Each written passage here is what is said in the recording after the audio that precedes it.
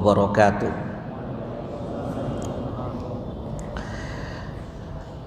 Alhamdulillahi rabbil alamin.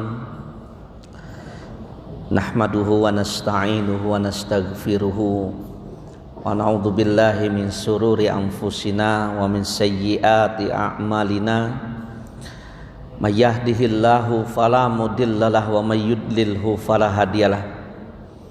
Asyhadu an la ilaha illallah wahdahu la syarikalah wa asyhadu anna Muhammadan abduhu wa rasuluhu la nabiyya wa la rasulahu ba'dah. Allahumma salli wa sallim wa barik ala habibina wa qudwatina wa rasulina Muhammadin sallallahu alaihi wasallam wa ala alihi wa ashabihi wa man tabi'ahum bi ihsan ila yaumil qiyamah. Usini wa iyyakum bittaqwallah faqad fazal mu'minunal muttaqun kama qala Allah ta'ala fi kitabihil karim ba'da a'udzu billahi minasyaitonir rajim ya ayyuhalladzina amanu taqullaha haqqa tuqatih wa la tamutunna illa wa antum muslimun wa kama qala Rasulullah sallallahu alaihi wasallam ittaqillaha haitsuma kunta wa atbi'il sayyi'atal hasanata tamhuha wa khaliqin nasa bi khuluqin hasanin. Bapak-bapak, ibu-ibu, rekan-rekan dan adik-adik kaum muslimin, jamaah salat maghrib, jamaah majelis taklim rahimani wa rahimakumullah.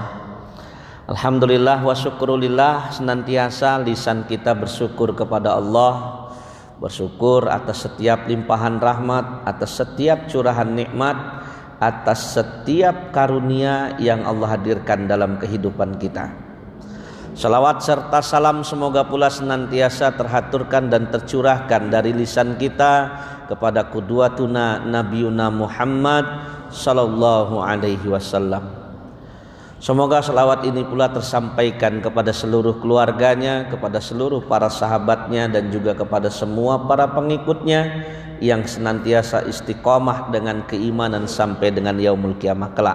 Amin ya rabbal alamin. Baik bapak, ibu-ibu, rekan-rekan, adik-adik kaum muslimin rahimani wa rahimakumullah. Malam hari ini akan kita lanjutkan kembali kajian kitab Adabul Mufradnya kita. Kita akan melanjutkan materi kita. Kalau terakhir kita sudah membahas hadis almar'u ma'aman ahabba, ya. Seseorang itu nanti akan dibangkitkan yaumul qiyamah bersama dengan siapa yang mereka cintai. Jadi hati-hati kita mendudukkan siapa idolanya kita, ya. Kita akan melanjutkan kepada pembahasan keutamaan orang yang lebih tua, ya. Babu Fadlul Kabir. Matan ke-353. Hadatsana Ahmad bin Isa qala hadatsana Abdullah ibnu Wahab an Abi Sakhar an ibnu Qusait an Abi Hurairah radhiyallahu anhu anin Nabi sallallahu alaihi wasallam qala.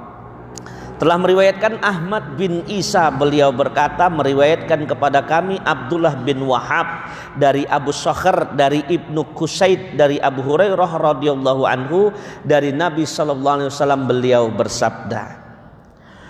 Apa yang disabdakan oleh Nabi? Ya, beliau mengatakan malam yarham saghirana, siapa yang tidak menyayangi yang lebih kecil di antara kami, wa ya'rif haqqa kabirona, dan mengetahui hak-hak yang lebih tua di antara kami, falaisa minna, maka dia bukan termasuk kelompok kami.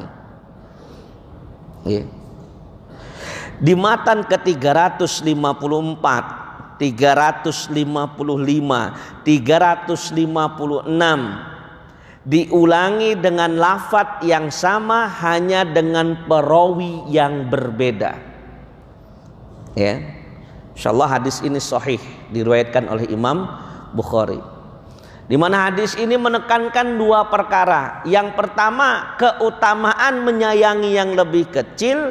Yang kedua, keutamaan mengenali hak-hak yang lebih tua di antara kita. Ya. Tapi ada yang unik, Pak. Ya. Ada yang unik. Uniknya apa? Kalimat belakangnya Rasulullah SAW menegaskan falaisa minna. Jadi orang-orang yang tidak mampu menyayangi yang lebih kecil dan tidak mampu mengenali hak-hak yang lebih tua di antara sesamanya, Rasul kelompokkan menjadi kalimatnya laisa minna, falaisa minna, maka dia bukan termasuk kelompok kami.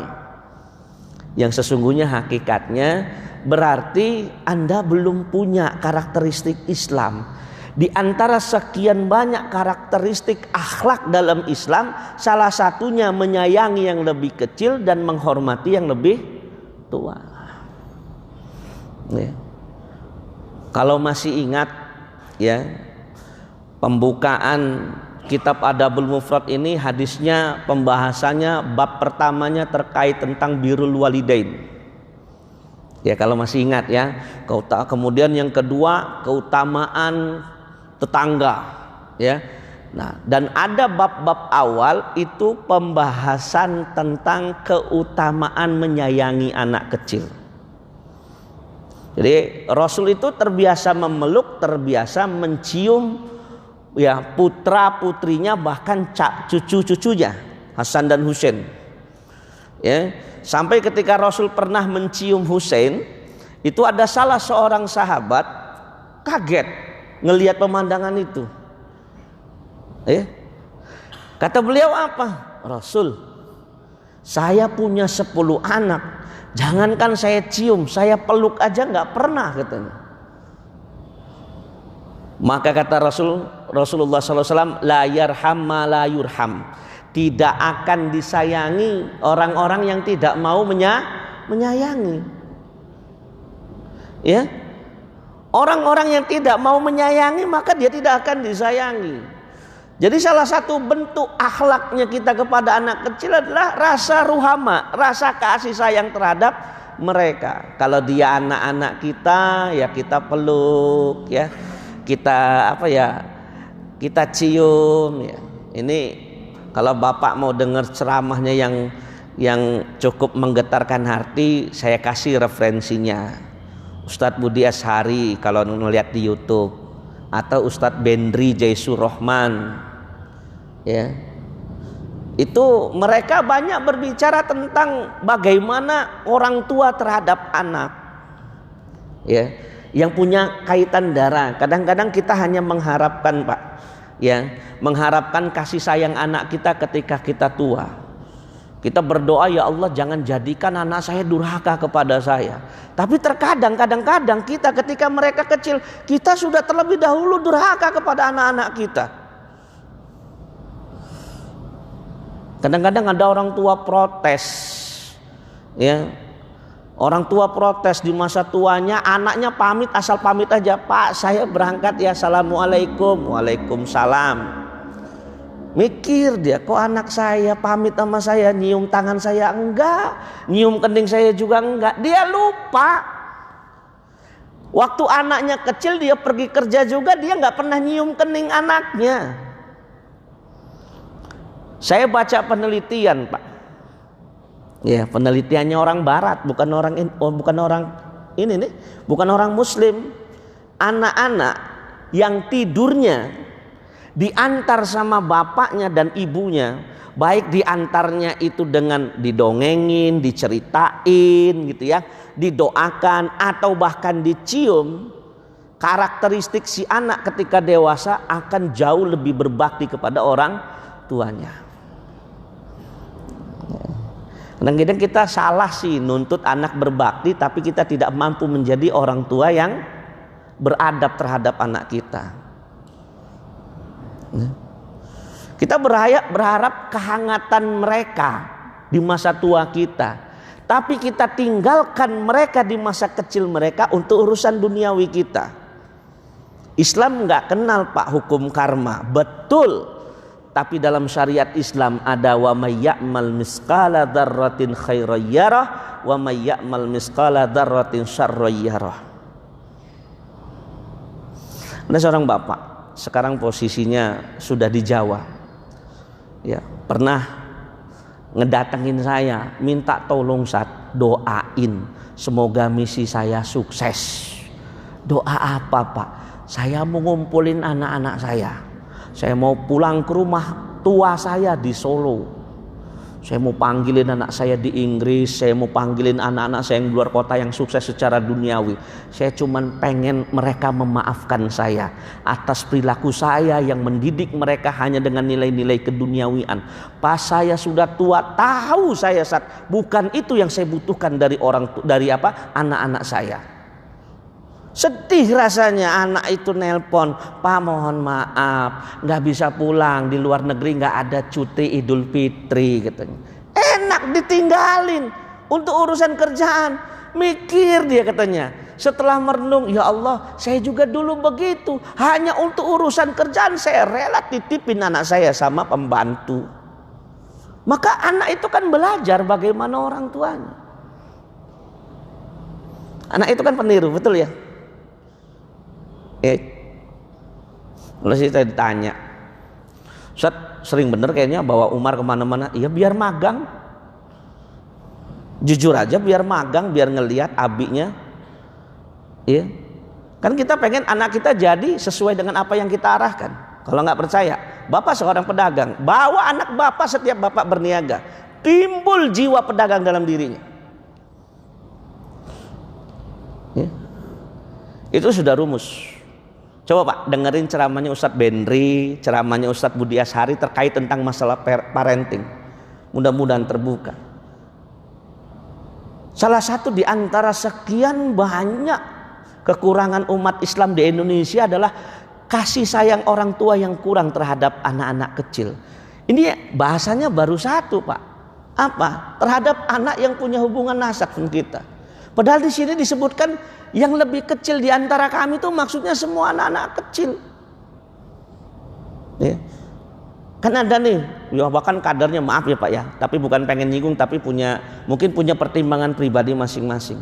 Ada beberapa ustadz yang kalau ngajar ummahat tidak pernah mengizinkan bawa anak. Kalau di saya nggak berlaku Pak. Saya sering ngajar ummahat itu di tengah-tengah ngajar nangis. Terganggu nggak? Ya jelas terganggu dong. Tapi disitulah kita diuji dengan kesabaran kita. Bayangkan Pak, kalau ketemu sama ummahat yang ngelahirinnya setahun sekali Pak, nggak ngaji-ngaji. Karena saking taatnya sama suaminya, wes buat lagi, ayo buat katanya. Saya ngajarin ummahat, lagi masak dipanggil suami ke kamar, wajib tinggalin masakannya. Dalilnya jangankan masak, kata Rasulullah, kamu sedang berada di atas punggung unta ketika engkau dipanggil oleh suamimu pergi ke kasurmu, berangkat, kata Rasulullah, tinggalkan tuh. Nah saking taatnya dia diajak untuk buat anak aja boleh, untuk taat dia, dan dia taat. Setahun sekali punya anak. Kalau semua ustadz memberlakukan aturan nggak boleh bawa anak kecil, nggak ngaji-ngaji tuh mahat. Kalau kata saya, sudahlah sabarin kitanya aja. Kan enak orang sabar itu. Kata kaidah usul fikih kan al-ajru ma'al masyaqqah. Pahala itu datang bersama dengan kesulitan. Makin sulit konsentrasi di sebuah majelis, makin besar pahalanya. Ya. Saya setuju anak-anak yang dibawa ke kajian, ke masjid diedukasi. Cuman berharap anak kecil duduk anteng seperti bapak-bapak, malah curiga kita Pak. Itu bukan dunianya mereka. Itu kan kadang-kadang ketemu pengurus masjid yang strengnya bukan main ya. Oh, anak-anak pokoknya nggak boleh sholat di masjid katanya, kecuali yang sudah balik katanya. Nanti bapak ngerasain sebagaimana apa yang saya rasakan Pak. Sedih Pak, putus generasi, masjidnya nggak ada anak-anak Pak. Nih Pak, demi Allah saya sudah merasakan Pak. Saya sudah merasakan. Saya pernah hidup di satu masjid generasinya terputus. Kenapa? Gualaknya bukan main pengurus masjidnya sama anak-anak. Ya kan? Ya namanya bagi saya Pak ya, kalau kita sholat namanya anak-anak ribut itu ya biasa. Ya. Biasa, tinggal bagaimana kita edukasi. Saya fair juga sama anak saya yang saya bawa, yang Ali umur 4 tahun itu. Kalau di masjid jangan lari, jangan mainan, jangan ribut. Cuman berharap anak seumur gitu datang diem, kayaknya nggak mungkin, Pak. Nanti malah dicurigain, ini orang cebol jangan-jangan. Kok anteng bener gitu. Namanya anak-anak mas sholat pasti geser kiri, geser kanan. Ya tinggal kitanya aja tempatkan mereka di belakang. Ya, kalau perlu ada yang dikorbankan, beberapa pengurus masjid sholatnya belakangan, menertibkan mereka. Kalau mereka, Pak, image-nya dijauhkan dari masjid, hilang generasinya, Pak. Kalau kata Ustadz Budi Ashari, ya, satu masa perlu waspada kalau di masa tersebut sudah hilang tawa malaikat di dalam masjid. Yang dimaksud malaikat siapa? Anak-anak kecil.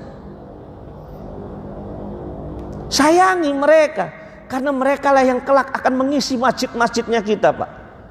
Kalau Bapak tanya, di antara beberapa faktor kenapa Ustadz bisa jadi seperti ini, saya nih, Pak. Ya, dari usia 5 tahun udah terbiasa, Pak. Saya ingat benar dibawa bapak saya ke masjid. Bapak saya mohon maaf bukan seorang ulama, bukan seorang guru, jemaah biasa, Pak. Cuman kalau ikut pengajian dibawa. Mau kemana, Mbak? Katanya. Ayo naik motor, ikut ikut pengajian, katanya. Jadi tertanam. Sehingga kalau bapak saya tidak menanamkan nilai-nilai pondok pesantren, tiba-tiba saya mengatakan, Mbak, saya pengen pondok, Pak. Pengen masuk pondok. Di sini. Setelah masuk pondok baru ingat, kenapa saya punya keinginan padahal bapak saya nggak dorong. Kebiasaan dia bawa kita ke masjid, kebiasaan dia bawa kita ke majelis taklim. Jadi masuk surganya pengen rame-rame, nggak sendirian aja. Bapak pergi ke masjid dulu ya, anaknya main HP, iya Pak, salim, assalamualaikum, waalaikumsalam. Egois bener. Anaknya lagi nonton TV, Bapak sholat maghrib dulu ya nak, iya Pak, assalamualaikum, waalaikumsalam. Matiin TV-nya Pak, ya kan? Maka kalau saya tidak keberatan kalau bawa anak, tapi saya setuju anak-anak yang dibawa ke majelis taklim, anak-anak yang dibawa ke masjid wajib diedukasi oleh orang tuanya di rumah,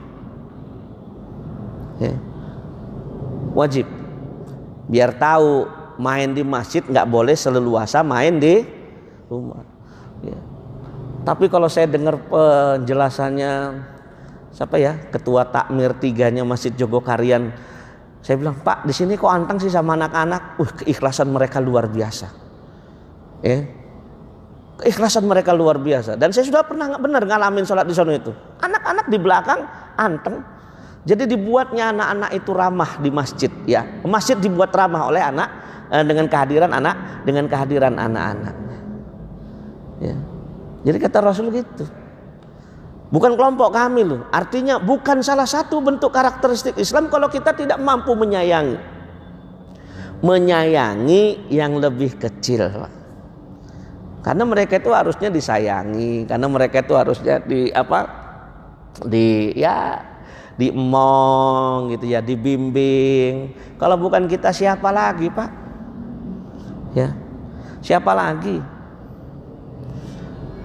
Saya bener Pak, demi Allah ngalamin putus generasi di masjid saya, Pak. Saya ngeliat kok nggak ada ya anak SMP yang sholat di sini.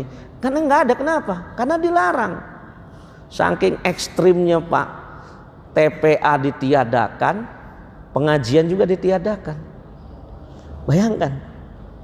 Jadi yang tua-tua aja sekarang yang sholat itu. Nyari generasi mudanya nggak ada. Saya bersusah payah ngebangun TPA, akhirnya dengan alasan anak TPA-nya terlalu banyak, padahal saya punya anak TPA di masjid tuh nggak banyak, paling 90 anak Pak. Tapi dirasanya katanya bising, katanya masjidnya jadi kotor. Ya udah, kalau tidak diizinkan saya bawa pulang ke rumah. Begitu saya bawa pulang ke rumah, benar kejadian Pak, nggak ada anak-anak sholat di masjid. Jadi saya pernah ngalamin beberapa tahun di satu masjid Pak, nggak ada anak SMP, nggak ada anak SMA sholat di masjid. Karena mereka takut semua. Dan beberapa sosoknya diapal. Ini yang kalau kita masuk kecil, waktu kita kecil dulu dipelototin katanya. Dan itu terpatri di otak mereka. Ya. Anak-anak itu diajarin Pak, bukan dimarahin. Percuma kita marahin. Membesarkan anak-anak dengan kemarahan itu hanya akan menumbuhkan jiwa-jiwa pendendam. Awas lu ya. Kan gitu dia kan. Nih yang dulu melototin gua di masjid nih katanya. Itu nyata Pak. Itu nyata sekali. Mudah-mudahan nggak kejadian lah kalau di sini. Di sini ramah, saya lihat masih banyak anak-anak. Ya Masya Allah luar biasa. Yang kedua, bukan juga kelompok kami orang-orang yang tidak pernah mengetahui hak-hak yang lebih tua di antara kami. Wah, ini lebih penting lagi. Ya, ini Pak, ada satu hadis nih Pak. Ya, sebenarnya hadisnya ini mana ya? Ngelompat sih dia, nggak tahu saya kenapa sampai pembahasannya lompat dari 353 lompat ke 360 terkait dengan sahabat Abdullah ibnu Umar radhiyallahu anhu. Saya ringkas sajalah gini. Ada di satu majelis Rasulullah sallallahu alaihi wasallam itu membuat teka-teki. Pohon apa yang perumpamaannya seperti seorang muslim? Buahnya akan terus menerus bertumbuh dengan seizin dropnya. Wah, sama seperti seorang muslim terus menerus akan bertumbuh seperti itu. Diam semua sahabat. Ya, di situ ada Abdullah bin Umar. Pada saat itu usianya baru kisaran 11 sampai dengan 13 tahunan Pak. Yang jelas karena bapaknya ini seorang tokoh, dimasukkanlah dia di situ. Sebenarnya Abdullah bin Umar ini sudah pernah mendengar itu, dan beliau ini sudah tahu jawabannya, pohon kurma. Tapi yang lain diam semua. Akhirnya kata Rasulullah dikasih tahu, jawabannya pohonnya namanya pohon kurma, kata Rasulullah. Nah, berlangsung majelis. Begitu selesai keluar, Abdullah ibnu Umar ini ngegandeng tangan bapaknya. Kalau pakai bahasa saya nih Pak, Bapak, nggak enak amat ya, abi, ya. Apa kata Umar katanya? Demi Allah, waktu Rasul ngasih tebak-tebakan, pertanyaan, pohon apakah yang perumpamannya seperti seorang muslim? Demi Allah, saya sudah tahu jawabannya itu nakhlah. Jawabannya itu adalah pohon kurma. Umar kaget. Betul, kamu sudah tahu? Demi Allah, saya sudah tahu katanya. Terus kata Umar, kenapa kamu nggak jawab? Katanya. Kenapa kamu nggak jawab? Maksud Umar kan kalau jawab kan, wih bangga, anaknya Umar kan gitu kan, mantep kan seperti itu kan. Jawabannya lebih luar biasa lagi.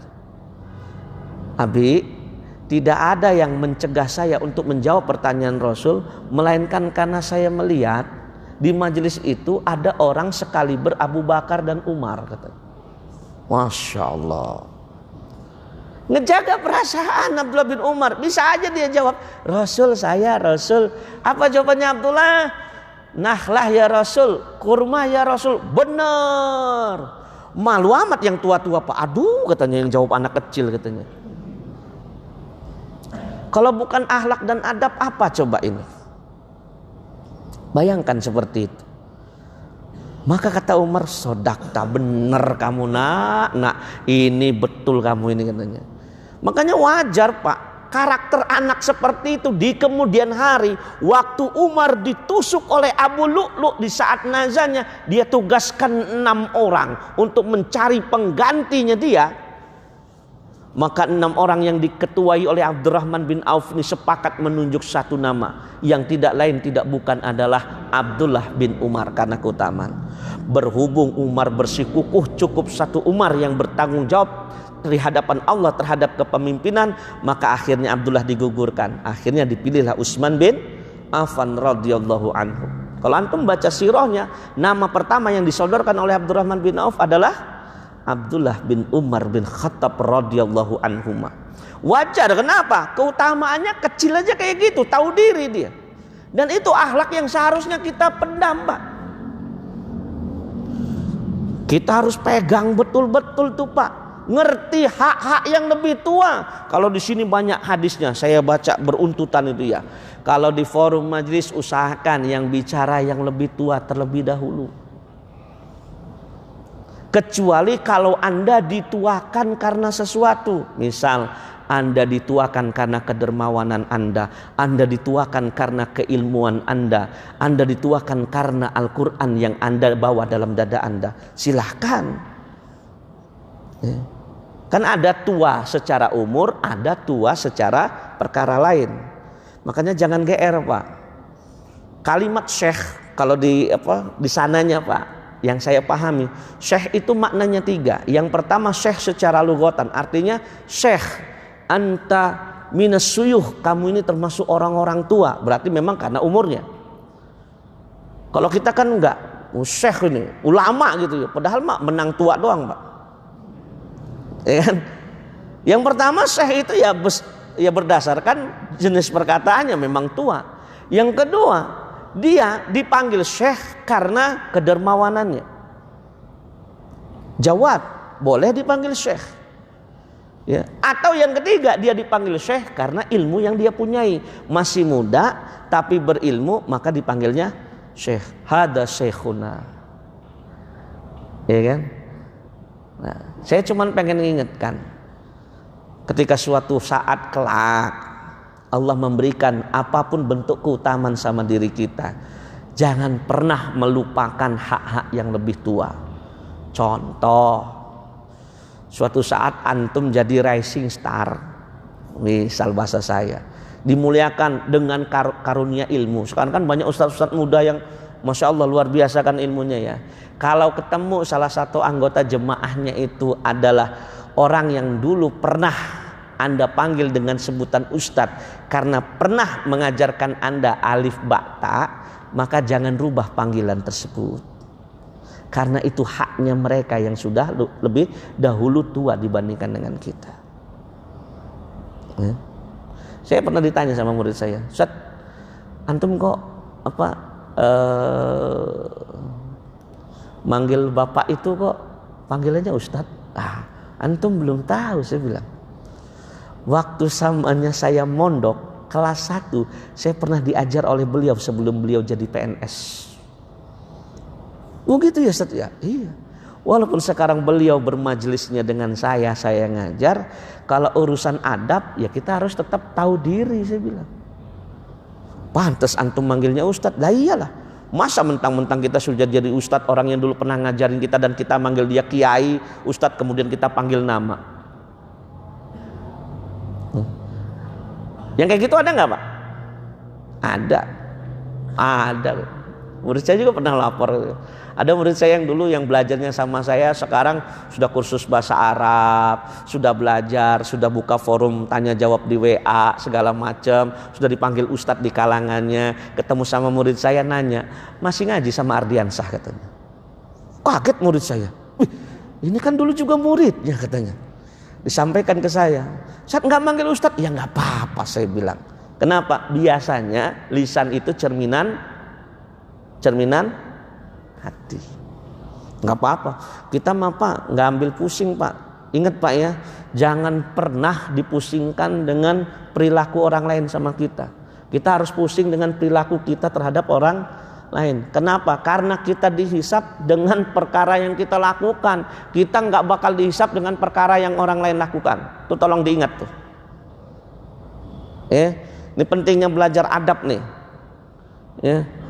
Orang boleh ngeremehin kita, demi Allah kita nggak boleh ngeremehin orang lain.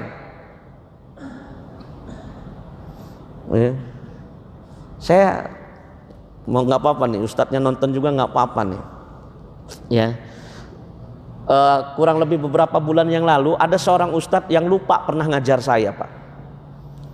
Ya, beliau ini mudir mudir sebuah pondok Mahat Ali lah. Ya, Mahat Ali itu ya semacam kayak universitas ya, yang kalau keluar dapat gelar SPD, LC gitu ya. Dia tuh mikir gini, saya ke Lampung kok saya sering bener dengar nama Ardiansah ini katanya.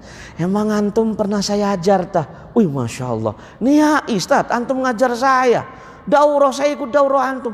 Kok saya nggak inget ya katanya. Demi Allah saya nggak pernah sakit hati, nggak diinget itu. Dia mau salaman sama saya itu lama, nanti tak mikir dulu ya, yang lain kok keinget, yang ini nggak inget tuh.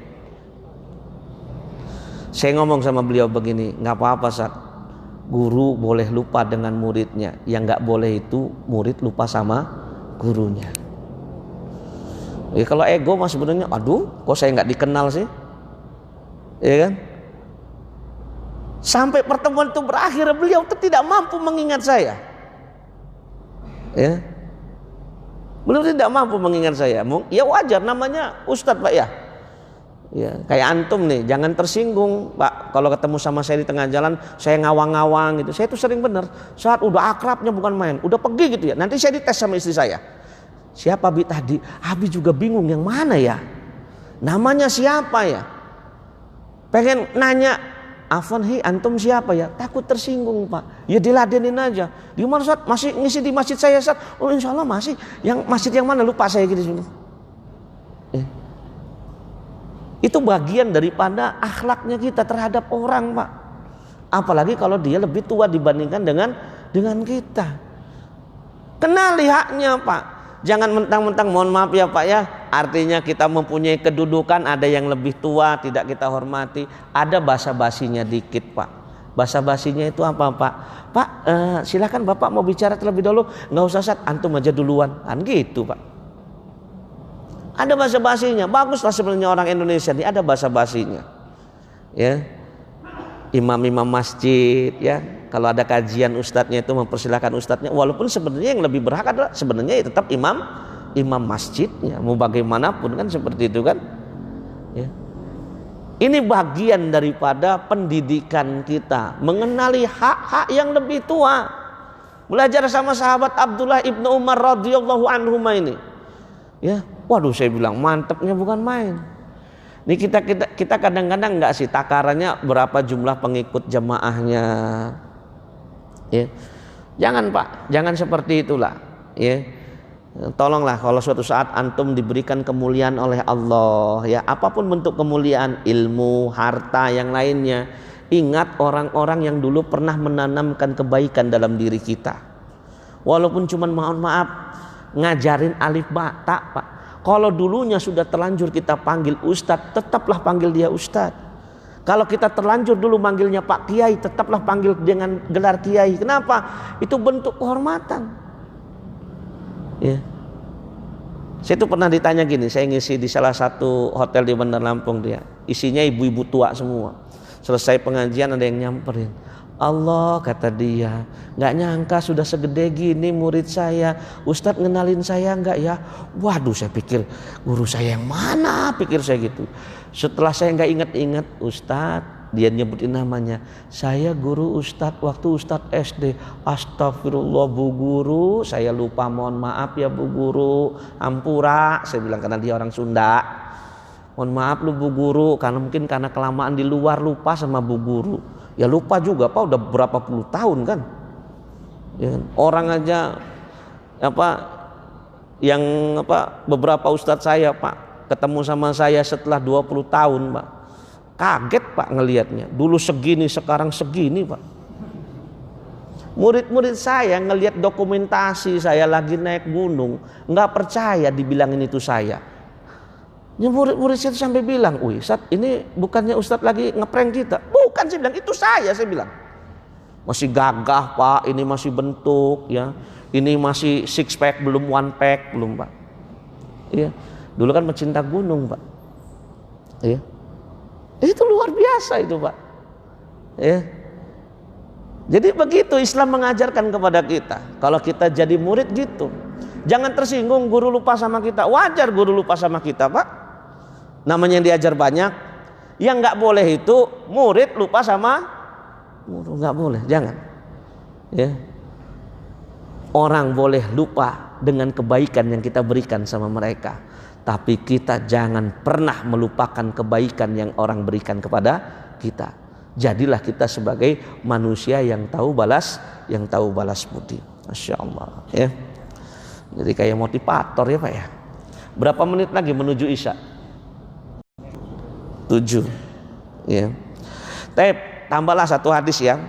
Langsung Pak, matannya saja.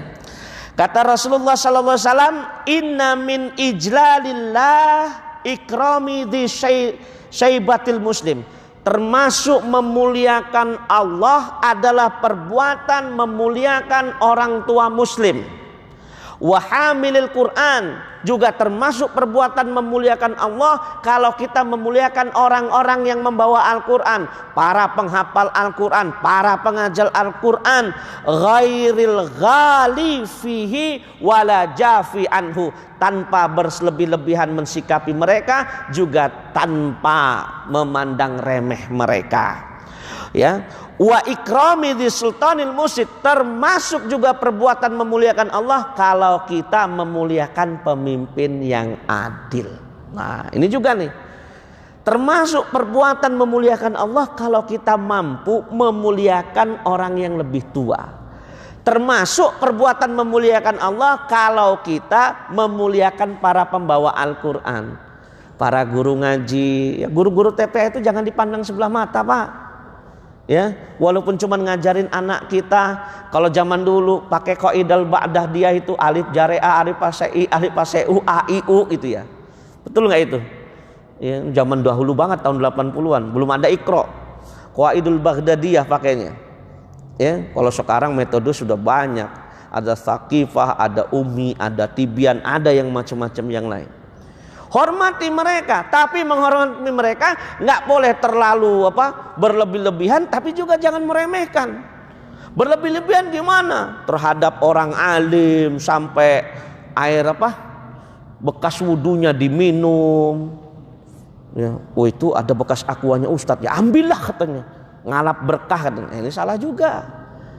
Jangan terlalu berlebih-lebihan memuliakan mereka, sedang-sedang saja, tapi juga jangan terlalu meremehkan. Al-Islam dinul wasaton. Islam itu agama yang ada di tengah-tengah. Wa khairul umuri awsatuha. Sebaik-baiknya perkara adalah perkara yang ada di tengah-tengahnya. Ya, jangan mohon maaf sama ustadz, sama alim. What's up bro? Nggak ada sopan santunnya bener. Ketemu sama ustadz, assalamualaikum, gelepok katanya, pundaknya itu. Sama ustadz nenteng begini, wah seperti itu kan, ya nentengnya begini, wah, jangan diginiin, ya. Bentuk kasih sayang gitu, memuliakan. Walaupun hafalnya cuma sejuz 2 juz, dia hamilul Quran.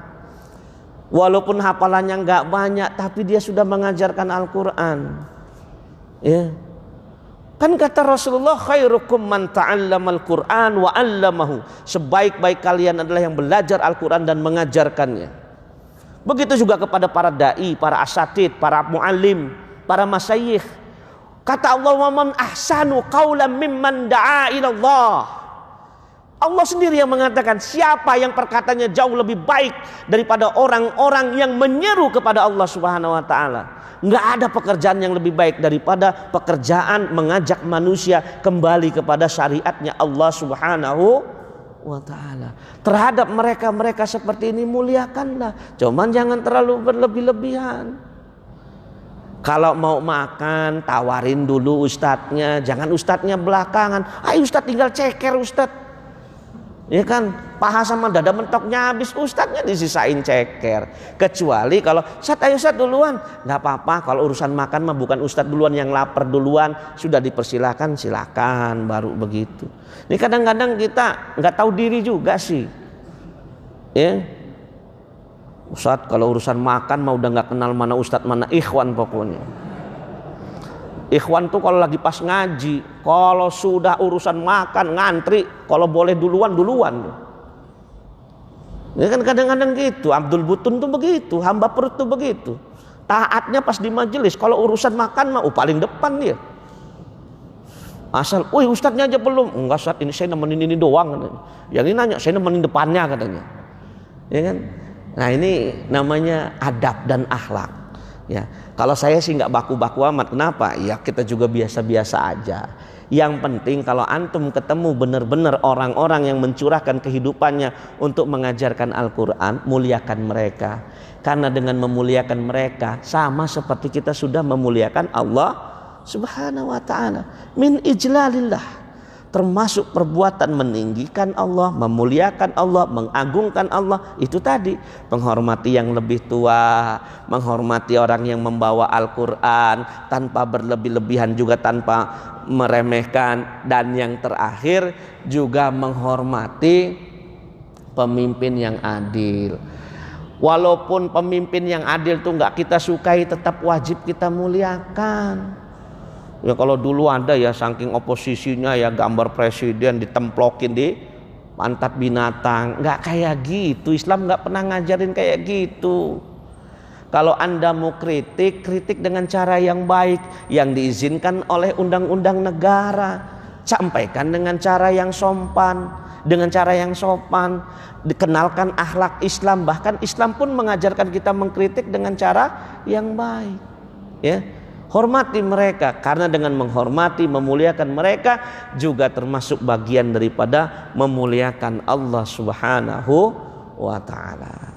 Mudah-mudahan kita semua dikaruniakan oleh Allah Subhanahu wa taala kemampuan menyayangi yang lebih kecil, kemampuan mengenali hak-hak yang lebih tua, dan mudah-mudahan Allah Subhanahu wa taala memuliakan kita baik untuk kehidupan kita di dunia ataupun untuk kehidupan kita di akhirat kelak. Ini dulu yang bisa saya sampaikan pada kesempatan malam hari ini. Mudah-mudahan berfaedah, bermanfaat bagi kita semua. Barakallahu fikum. Subhanaka Allahumma wa bihamdika asyhadu an la ilaha illa anta astaghfiruka wa atubu ilaik. Aqulu qouli hadza wa billahi taufiq wal hidayah. Assalamualaikum warahmatullahi wabarakatuh.